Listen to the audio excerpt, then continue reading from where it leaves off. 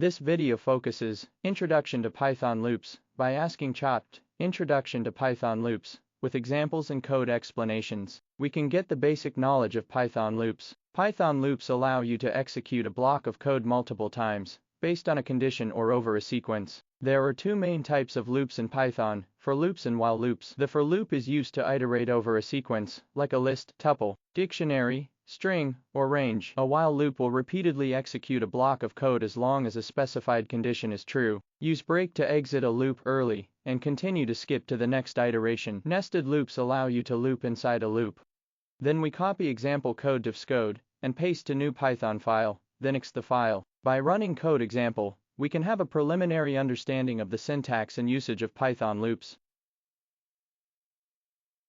Let's first take a look at examples of for loop. Here's an example where we use a for loop to print each item in a list. The loop will go through each item in the fruits list and assign it to the variable fruit. Then it prints the value of fruit on each iteration.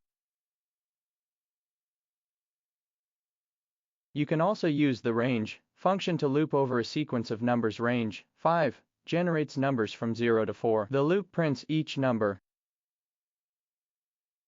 Next, let's look at an example of a while loop. A while loop will repeatedly execute a block of code as long as a specified condition is true. The loop will run as long as the count is less than 5. Inside the loop, count is printed, and then it's incremented by 1 on each iteration. Then, let's look at examples of break and continue statements. You can use break to exit a loop prematurely. As shown in the sample code, exit the loop when I equals 5. You can use continue to skip to the next iteration without completing the current one. As shown in the sample code, skip the rest of the code for this iteration when I equals 3. After that, we'll take a look at the example of nested loops. You can nest one loop inside another. As shown in the sample code, the outer loop runs 3 times, and for each iteration of the outer loop, the inner loop runs 2 times. Then, let's see an example of looping through a dictionary. When iterating over a dictionary, you can use items to get both the key and value.